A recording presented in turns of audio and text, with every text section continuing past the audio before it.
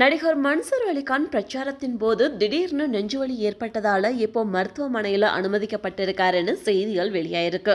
நடிகரும் பாராளுமன்ற வேட்பாளருமான Mansoor Ali Khan last time சட்டமன்ற தேர்தலில் போட்டியிட்டு தோல்வியை தழுவின நிலையில இப்போ வேலூர்ல சுயேட்சையா போட்டியிடுறாரு.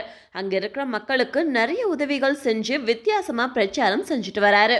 இன்னைக்கு ஈவினிங் 6 மணியோட பிரச்சாரம் முடிவடைய போறதால வேலூர் குடியாத்தம் பகுதியை சுற்றி இருக்க இடங்கள்ல வெயிலையும் பொருட்படுத்தாம மன்சூர் அலிகான் பிரச்சாரம் பண்ணியிருக்காரு.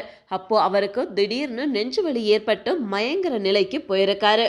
இதை தொடர்ந்து அவரோட தொண்டர்கள் குடியாத்தம் பகுதியில் இருக்கிற தனியார் மருத்துவமனை ஒன்றில் மன்சூர் அலிகானை அட்மிட் பண்ணியிருக்காங்க. இந்த நிலையில அவருக்கு மருத்துவர்கள் ரொம்பவே தீவிர சிகிச்சை அளிச்சிட்டு வராங்க. ஆனா அவருக்கு என்ன பிரச்சனை அப்படின்றது பத்தின தகவல் இன்னும் வெளியாகல.